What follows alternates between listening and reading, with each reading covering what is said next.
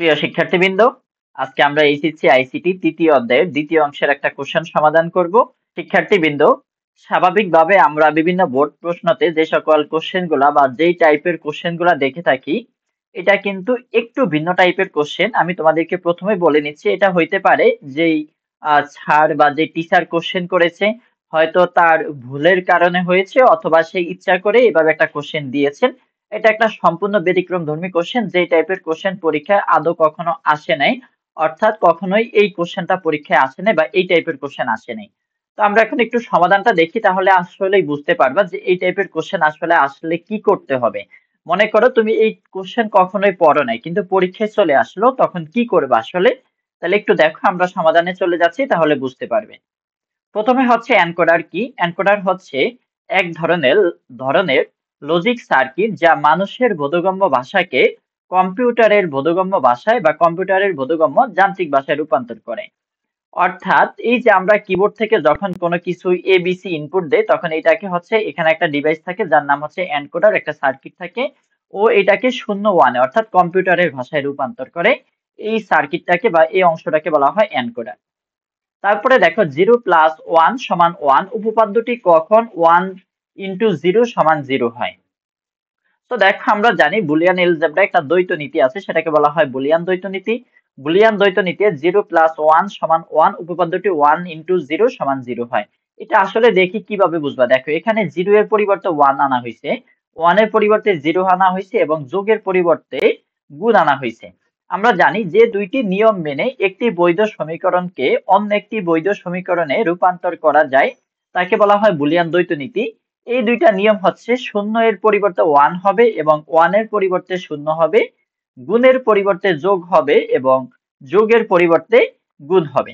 So just এটুকু লিখে দিলে কিন্তু এখানে 2 মার্ক দিবে। এরপরে কোশ্চেনটা দেখো, আসলে যেখান থেকে আমাদের কোশ্চেন শুরু। উদ্দীপকের বর্তনীটি মৌলিক গেট দিয়ে বাস্তবায়ন করো। আমরা এখানে দেখতে পাচ্ছি এই বর্তনীতে 3টা ইনপুট আছে এবং 2টা আউটপুট আছে। আমরা জানি ফুল অ্যাডারে 3টা ইনপুট থাকে এবং 2টা আউটপুট থাকে। সো এটা হচ্ছে একটা ফুল অ্যাডার সার্কিট। আমরা এটাকে মৌলিক গেট দিয়ে বাস্তবায়ন করতে বলছে, অর্থাৎ আমরা মৌলিক গেটের সাহায্যে বাস্তবায়ন করব। একটু লং কোশ্চেন, বড় টাইপের কোশ্চেন। তাহলে দেখো আমরা এটা কিভাবে করতেছি। উদ্দীপকের বর্তনীটি হলো ফুল অ্যাডার, এবিসি ইনপুট এবং সি নট ও এস আউটপুট যুক্ত ফুল অ্যাডারের শতক সারণী। যেহেতু আমাদের মৌলিক গেট দিয়ে বাস্তবায়ন করতে হবে, অর্থাৎ সার্কিট আঁকতে হবে, সার্কিট আঁকার জন্য অবশ্যই ফাংশন লাগবে, আর ফাংশন বের করার জন্য আমাদের হচ্ছে শতক সারণীটা বের করে নিতে হবে। তো আমরা এবিসি 3টা চলক নিলাম ইনপুট হিসেবে এবং সি নট এবং এস নিলাম আউটপুট হিসেবে। অনেক সময় তোমরা দেখতে পারবা যে চলক হিসেবে এখানে সি নট দেওয়া হয় এবং এখানে শুধু সি দেওয়া হয়, তাতেও কোনো সমস্যা নাই। আমি আমার সুবিধার্থে এখানে সি দিব এবং এখানে সি নট দিব। ওকে, আশা করি তোমরা ইনপুটের মান বসানোর নিয়ম জানো। ডান পাশের চলক হবে একটা 0 একটা 1, একটা 0 একটা 1, তার পিছনে 2টা 0 2টা 1, তার পিছনে 4টা 0 4টা 1। এবার যদি আউটপুটে আসি, যে আউটপুটটা কিভাবে আসলো। দেখো, 3টা 0 যোগ করলে সাম হয় 0, ক্যারি হয় 0। 0 1 1 যদি আমরা যোগ করি তাহলে 1 হয়, তাহলে 1 হইলে সাম হবে 1, ক্যারি হবে 0। 0 1 0 যোগ করলে 1 হয়, তাহলে ক্যারি হবে 0, সাম হবে 1। তারপরে দেখো 0 1 1 যোগ করলে হয় কত? 10 হয়, তাহলে ক্যারি হবে 1, সাম হবে 0। তারপরে দেখো 1 0 0 যোগ করলে 1 হয়, তাহলে ক্যারি হবে 0, সাম হবে 1। 1 0 1 যোগ করলে 10 হয়, অর্থাৎ 10 হয়, সো ক্যারি হবে 1, সাম হবে 0।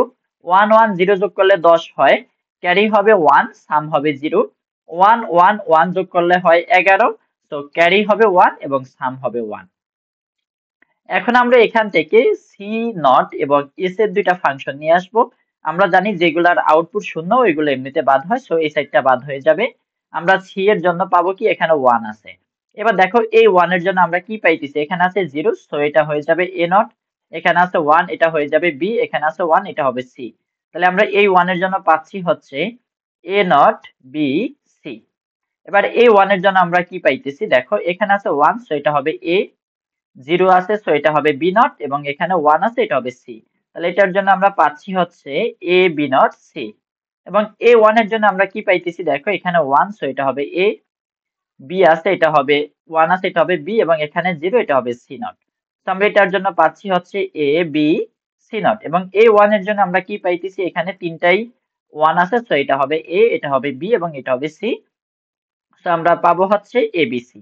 ওকে, তাহলে আমরা দেখো সি নটের ফাংশনটা কি পাবো, এই যে 4টা মান পাইলাম, এই 4টা মানকে যোগ করে দিব। তো এই যে দেখো সি নট সমান A not B C plus A B not C plus A B C not plus A B C.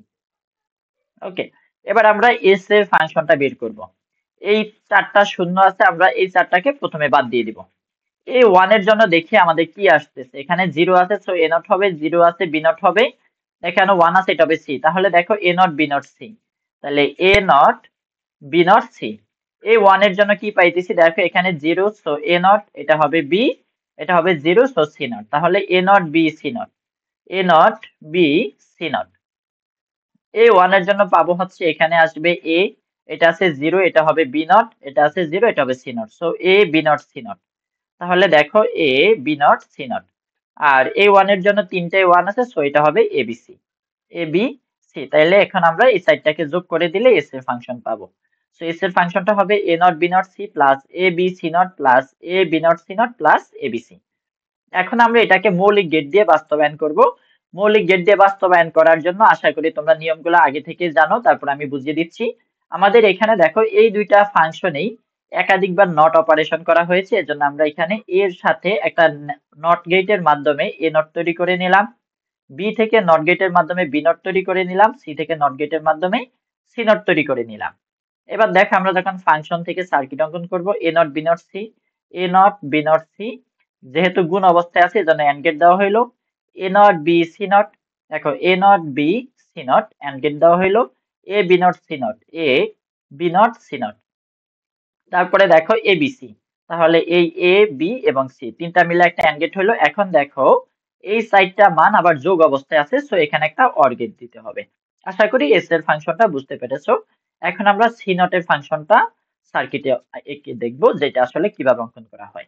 দেখো এ নট বি সি, তাহলে এই হচ্ছে এ নট বি সি, সামনে একটা এন্ড গেট হবে যেহেতু তিনটা গুণ অবস্থায় আছে, এ বি নট সি, তাহলে এ বি নট সি, এবং তারপরে হচ্ছে A B C not, A B C not and gate হইলো, তারপরে হচ্ছে A B C, A B C. যেহেতু 4টা মান যোগ অবস্থায় আছে এজন্য আমরা সর্বশেষে একটা অর গেটের মাধ্যমে সি নটটাকে কমপ্লিট করে দিব। তো আশা করি এটা সবাই বুঝতে পেরেছো। যদি কারো কোনো সমস্যা থাকে অবশ্যই কমেন্টে জানাবে। এখন আমরা ঘ নং কোশ্চেনের অ্যান্সারটা দেখব। মূলত যে কোশ্চেনটা হচ্ছে একটু ঘুরিয়েছে। দেখো উদ্দীপকের বর্তনীটির একটি ইনপুটের সংখ্যা বৃদ্ধি করলে নতুন যে বর্তনী পাওয়া যাবে তা ন্যান্ড গেট দ্বারা বাস্তবায়ন করো। এই টাইপের কোশ্চেন পরীক্ষায় আসছে, কিন্তু এই উদ্দীপক দিয়ে আসে নাই। অন্যান্য বছর যে কোশ্চেনটা আসতো সেখানে এইভাবে থাকতো, দুইটা ইনপুট থাকতো এবং দুইটা আউটপুট থাকতো। তার মানে এটা হচ্ছে একটা হাফ এডার। প্রথমে কোশ্চেন থাকতো গতে, যে হাফ এডার সম্পর্কিত কোন একটা কোশ্চেন থাকতো, গতে বলা হইতো এর যদি একটা ইনপুট বৃদ্ধি হয় তাহলে নতুন যে বর্তনী পাওয়া যাবে তাকে ন্যান্ড গেট অথবা এই বর্তনী দিয়ে বাস্তবায়ন করো। কিন্তু ওরা এখানে প্রথমেই দিয়ে দিল ফুল অ্যাডার। বলা হয়েছে এর যদি একটা ইনপুট বৃদ্ধি করা হয় তাহলে ইনপুট হয়ে যাবে 4টা এবং আউটপুট হয়ে যাবে 2টা। আমরা জানি 4টা ইনপুট এবং 2টা আউটপুট সম্ভব হচ্ছে এনকোডারে। সো আমরা এটাকে একটা এনকোডার হিসেবে বিবেচনা করব। ওকে, তাহলে এই এনকোডারের ইনপুট হবে 4টা, আউটপুট হবে 2টা। আমরা এই এনকোডারের যে ফাংশন পাবো তাকে ন্যান্ড গেটের সাহায্যে বাস্তবায়ন করে দেখাবো। তো দেখো উদ্দীপকের বর্তনীটি হলো ফুল অ্যাডার। একটি ইনপুট বৃদ্ধি করলে বর্তনীটি হবে 4 টু 2 লাইন এনকোডার। আমরা জানি যে এনকোডারে 4টা ইনপুট এবং 2টা আউটপুট থাকে তাকে বলা হয় 4 টু 2 লাইন এনকোডার।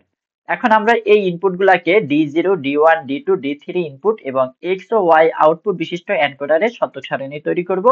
শতক সারণী তৈরি করার জন্য তোমাদের একটা শর্টকাট পদ্ধতি বলে দিচ্ছি, সেই পদ্ধতিটা মনে রাখবা।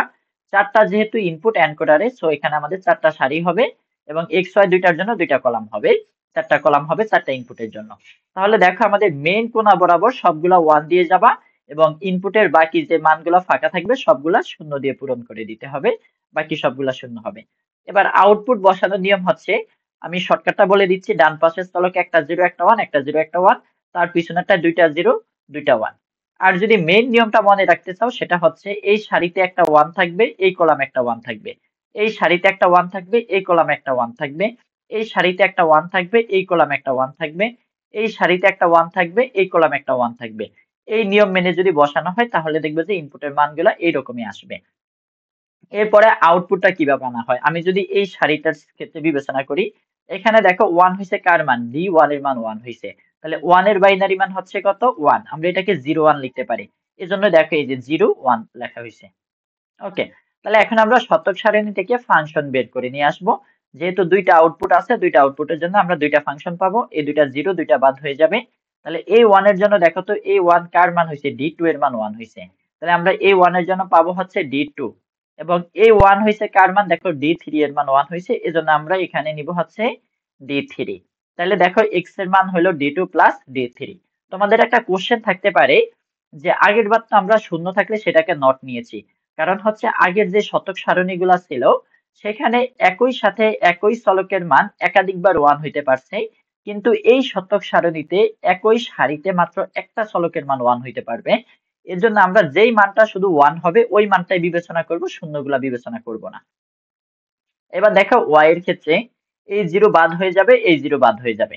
এই 1 এর জন্য দেখো এখানে D1 এর মান 1 হয়েছে, সো এটা হবে D1, এবং এই 1 এর জন্য দেখো D3, সো এটা হবে D3। তাহলে দেখো D1 প্লাস D3। এখন আমরা এই x এবং y এর ফাংশন দুইটাকে NAND গেটের সাহায্যে বাস্তবায়ন করব। সো দেখো x ছিল হচ্ছে D2 প্লাস D3, যেহেতু আমরা NAND গেটের মাধ্যমে বাস্তবায়ন করব, আমরা জানি NAND গেটের ফাংশনগুলো স্বাভাবিকত a ইনটু b নট আকারে থাকে, অর্থাৎ কোনো যোগ চিহ্ন থাকে না। তাহলে আমরা এই যোগ চিহ্নটা সরানোর জন্য উপরে দুইটা নট দিব, দেওয়ার পরে নিচের নটটাকে যখন ভেঙে দিব তখন এই যোগটা হয়ে যাবে গুণ, এবং এই নটটা ভেঙে দুই ভাগ হবে। তাহলে D2 এর উপরে অর্ধেক আসবে, D3 এর উপরে অর্ধেক আসবে, এবং মাঝখানে যোগটা হয়ে যাবে গুণ, উপরের অবশিষ্ট নটটা উপরে থেকে যাবে। সেম প্রসেসে আমরা y এর মানটাকেও করব। প্রথমে উপরে দুইটা নট দিয়ে নিব, তারপরে নিচের নটটা ভেঙে দিব, যোগটা গুণ হয়ে যাবে, এই নটটা ভেঙে দুই অংশের উপরে আসবে। এখন আমাদের কাজ হচ্ছে সার্কিট অঙ্কন করা। সো সার্কিট অঙ্কন করার জন্য প্রথমে আমরা এক্স এর সার্কিট আঁকবো। D0 D1 D2 D3 চারটা থেকে আমরা চারটা ইনপুট নিব। যদি এখানে দেখতে পাচ্ছ, আমরা যদি সার্কিটটা দেখি D0 থেকে কিন্তু কোনো ইনপুট নিয়ে কোনো সার্কিট তৈরি করা হয় নাই, তবুও কিন্তু আমাদেরকে এখানে D0 এর জন্য একটা লাইন টানতে হবে, কারণ এটা কোডিং সিস্টেম। কোডিং সিস্টেমে কখনোই কোনো চলক বাদ যাবে না, যেটা শূন্য সেটাও ফাঁকা হিসেবে রাখতে হবে।